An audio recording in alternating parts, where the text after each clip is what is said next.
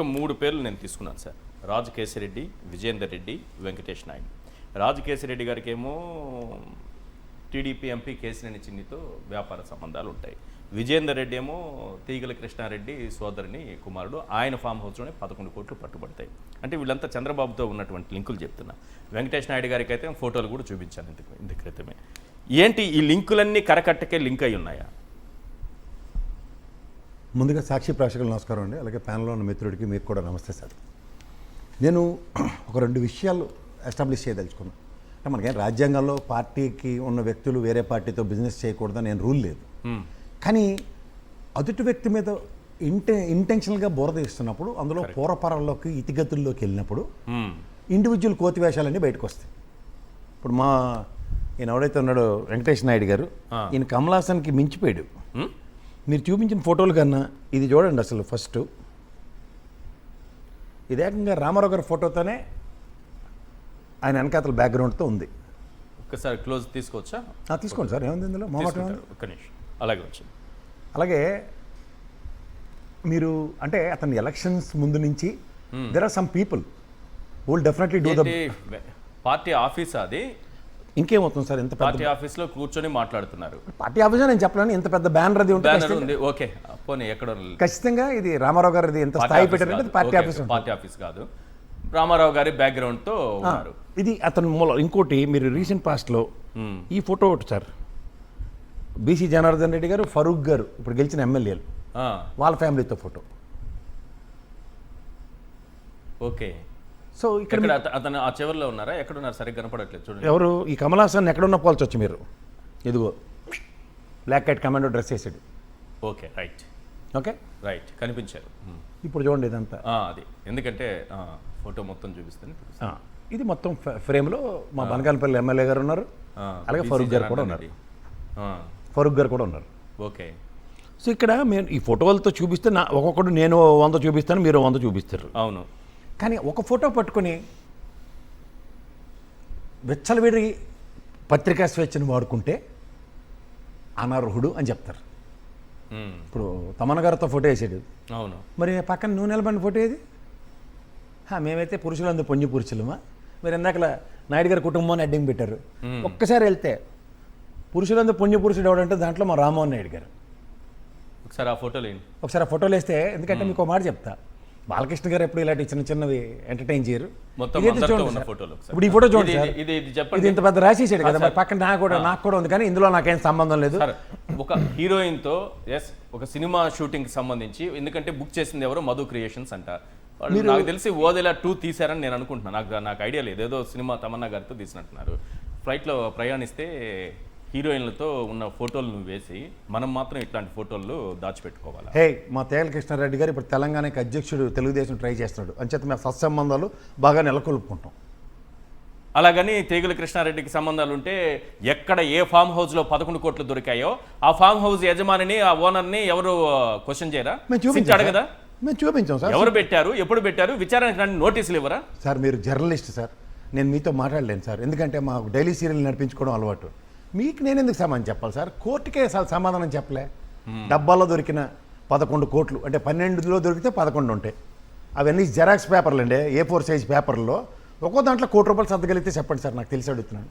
నా ఫ్రెండ్ ఒకటి chart account PV Reddy గారు ఉన్నాడు, నా మొహాన్ని నేను ప్యానెల్ చేయలేడు. అరే నువ్వు నేను CA చదువుకొని సత్యం కదరా, ఇవన్నీ నాకు వద్దు. ప్రైమరీ ఫేస్గా కోర్టు అడిగింది అంటే 2 విషయాలు. ఏది?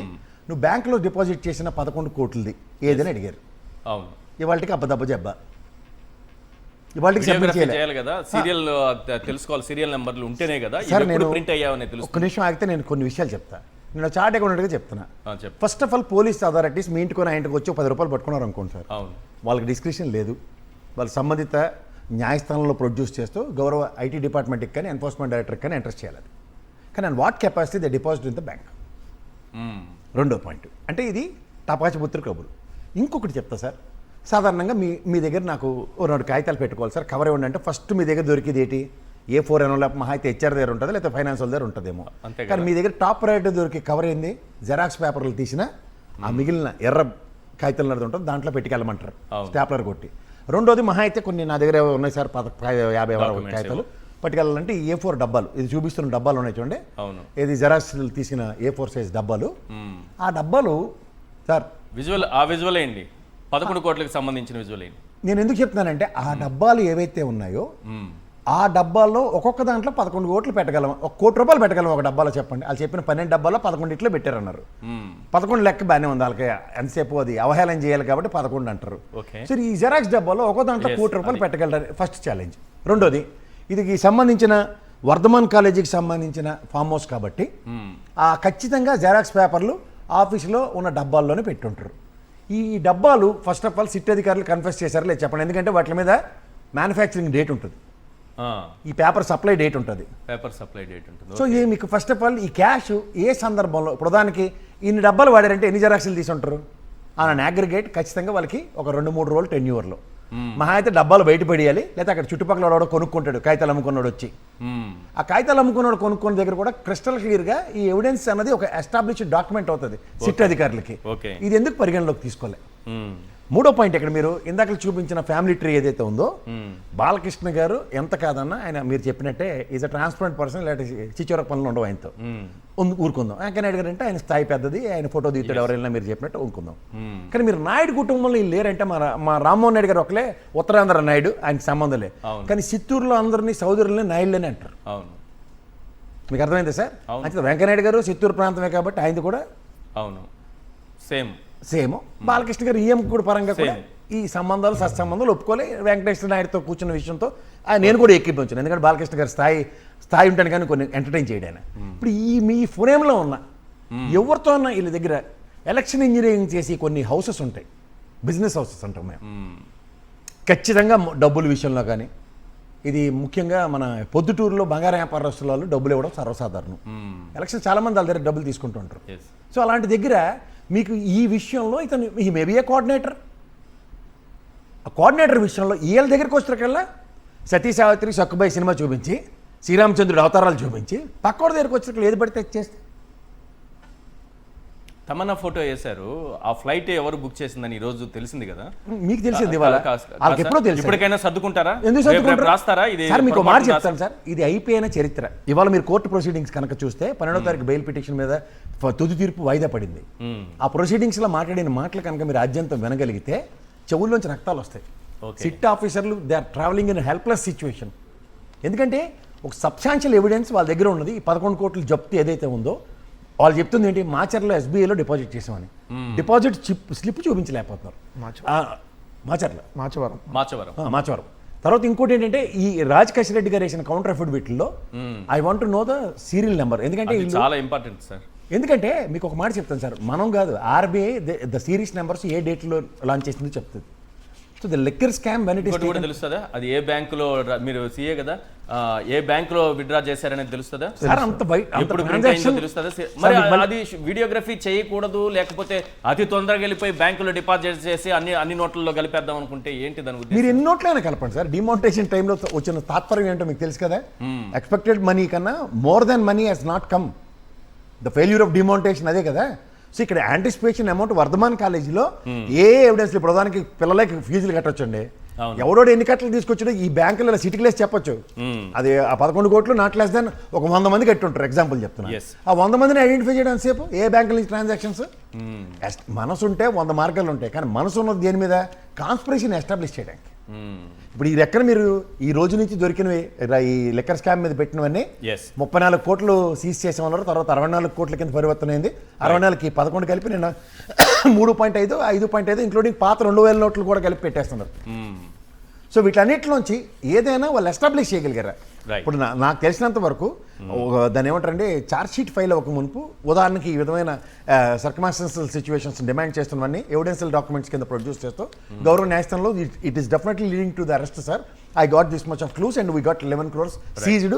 ఈ సీజ్ దాని మీద ముందుకు వెళ్దాం అనుకుంటున్నాం అన్న ప్రొసీడింగ్ చూస్తే ఎవడన్నా ఈ చెవిలో గొలువు తీసి ఎవడో చెప్పాడట, ఈ ఎల్లయ్యగడి చెప్తే పొల్లయ్యగడి చెప్తే ఎల్లయ్యగడని వరుణ్ ఎవడో ఓ బొడ్డోని ఇంకోటి తీసుకొచ్చారు సీన్లో.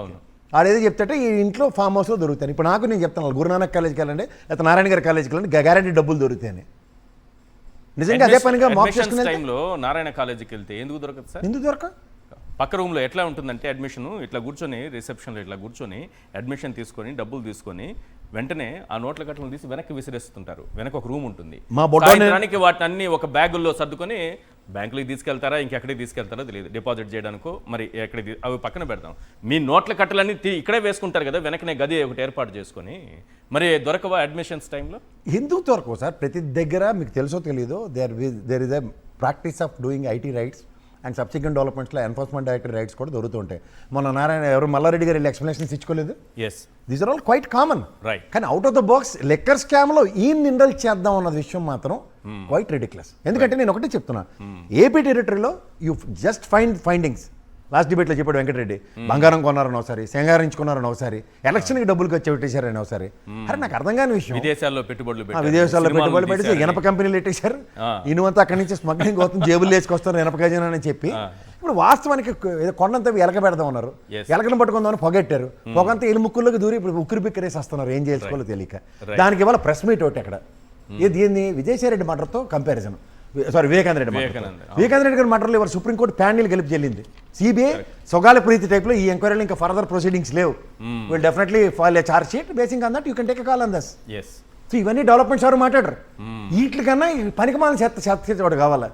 ఎప్పుడైతే మీరు లెక్కర్ స్కామ్ జరిగిందని చెప్తో మీరు అభియోగాలు అభాండాలు మోపుకుంటూ దొరికినోడిని దొరికినట్టుగా ఎత్తుకెళ్ళిపోతుంటే, ఓ 25 కంపెనీలు ఉన్నారు దగ్గర దగ్గరలో, 2 ఎంపీలు ఉన్నారు, వీళ్ళకి స్టాక్ అయిపోగానే విజయసాయిరెడ్డి గారిని ఒకసారి పిలుస్తారు, ఇంకో 4 మీద చాడీలు చెప్పండి సార్, కోర్టులో మళ్ళీ రిమాండ్ పిటిషన్లు ఎక్స్టెండ్ చేసుకోవడానికి ఉపయోగపడుతుంది, ఆ 4 కూడా తీసుకొచ్చి రామాయణ భారత కథలన్నీ వినాలి మేము. Simple sir. నాకు ఒకే లాస్ట్ సెకండ్ ఇవ్వండి. ఈ కేశిరెడ్డి విజయసాయిరెడ్డి మధ్యలో 100 కోట్ల ట్రాన్సాక్షన్ అప్పులు ఇచ్చుకుని చచ్చారు వాళ్ళిద్దరు. ఇది లెక్కర్ స్కామ్తో సంబంధం లేకుండా ఇద్దరు పిల్లకలు బయట పెట్టుకుని ఎన్ఫోర్స్మెంట్ డైరెక్టర్ బయటకు వచ్చి ఇద్దరికి 2 గుర్తులు పాలు కొడితే ఖచ్చితంగా ఆన్సర్లు వస్తాయి. ఏం రాబోయ్ ఏడ తెచ్చిర్రి పైసలు ఏడపెట్టినావు అని విజయసాయిరెడ్డి సమాధానం చెప్పాలి, కేశిరెడ్డి కూడా ఏడపెట్టాలి చెప్పాలి. Because this the evidence once he has come back from the SIT enquiry దగ్గర నుంచి బయటకు వచ్చిందో విజయసాయిరెడ్డి మాట్లాడే మాటలు. బీయింగ్ ఎ చార్టర్డ్ అకౌంట్, ఈ క్యాష్ లిక్విడ్ ఫామ్లో ఇచ్చారా లేకపోతే బ్యాంక్ ట్రూగా ట్రాన్సాక్షన్ 100 కోట్లు ఇచ్చారన్నది it is his responsibility to prove it. ఇది out of the box, out of the situation తేల్చుకోవాల్సింది లెక్కర్ స్కామ్లో పెట్టి, జస్ట్ లైక్ ఢిల్లీ లెక్కర్ స్కామ్లో రూపాయి దొరకకుండా ఎవరిని పడితే ఆయన ఎత్తుకొచ్చి ఆయన రిమాండ్లో పెట్టి లాస్ట్కి అనుకూలంగా ఉన్న వాళ్ళకేమో కోర్టులు అని చెప్పి బెయిల్ ఇచ్చినట్టే ఇక్కడ ఎవడైనా మారుతాడేమో అని చెప్పి ఆ కళ్ళ డాక్టర్లు చూడండి చార్జ్ రేట్ వేసి కళ్ళల్లో ఎత్తుకుతారో అలా ఎదుగుతున్నారు.